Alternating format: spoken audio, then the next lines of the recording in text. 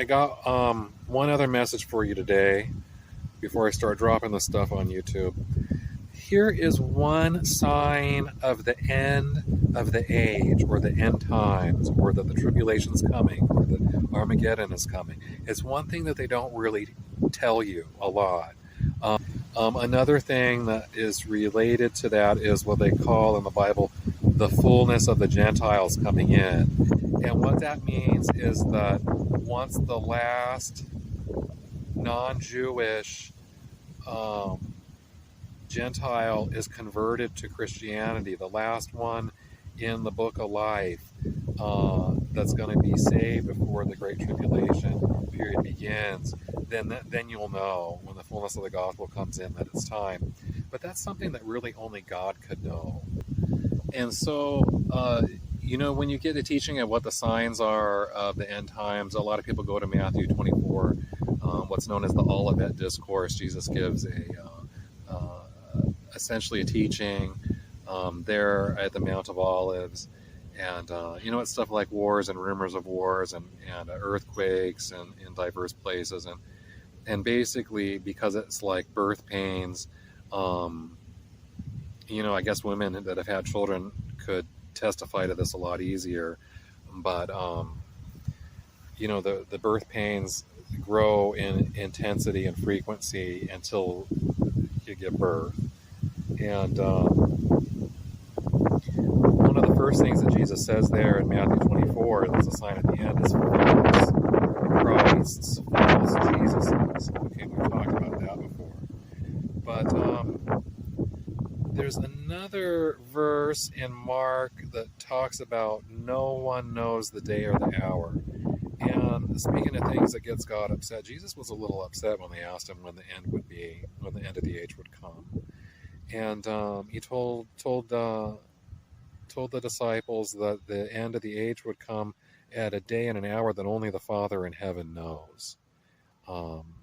Because the timing, if you've been involved in the front lines in this great spiritual war that we're going through, you'll know that God has got the timing of this end time scenario down to the nanosecond, the microsecond. I mean, God always comes through in the nick of time, but when you're up there in the front lines in the battle, you really see how God's timing comes into play. So if no man knows the day or the hour, then you have to kind of imply something from that. And that is that if any man has given a particular day or an hour that the world will end, you can know to a certainty that is not when it will happen.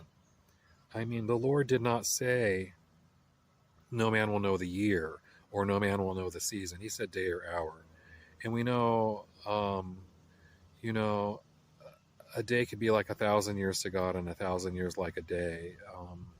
Because even though time passes in heaven, it's all kind of relative if you're the architect of the universe. So one sign of the end of the world is coming is that you know that you've reached the right time, is it's a time when nobody has predicted, no man has predicted the date or the hour. I believe Jesus was speaking the literal truth there. And so one of the signs that you never hear preached is that the day or the hour that it happens is going to be one that no man on earth has ever picked. The sure sign that it's the end and you need to start heading for the hills is when the Antichrist confirms the covenant with all of Israel's neighbors. Now, there have been peace agreements with some of Israel's neighbors. Way back when there was an agreement with Israel and Egypt, and the leader of Egypt at the time, Anwar Sadat, ultimately he was at a parade one day, and it's the weirdest thing. I don't know if I'd recommend anybody watching this. It's on YouTube. You could see it. But the assassination of Anwar Sadat. They're having a parade one day, you know, da, da, da, da, da, da, da, and they're all marching around and stuff. And then all of a sudden, these bad guys pop out with machine guns and Kalashnikov rifles and stuff, and blow away everybody in the grandstand. And they killed Anwar Sadat there of Egypt. So nobody has ever concluded a peace treaty between Israel and all of its neighbors. And whichever man does that, it confirms the covenant between Israel and all of its neighbors. He will be the Antichrist. Now, I don't know if the Antichrist life will parallel Jesus' life, which ways that his life will parallel Jesus. Jesus started his ministry when he was 30 years old, and it's possible that the Antichrist will likewise start his 7-year reign of terror when he is 30, or at least he'll say he's 30. There'll be a lot of false things about this guy. So anyway, you know what to look for there to figure out it's the end of the world. But everybody that's taught me the end time scenario, big sign, confirms the covenant with all of Israel's neighbors, a treaty of peace.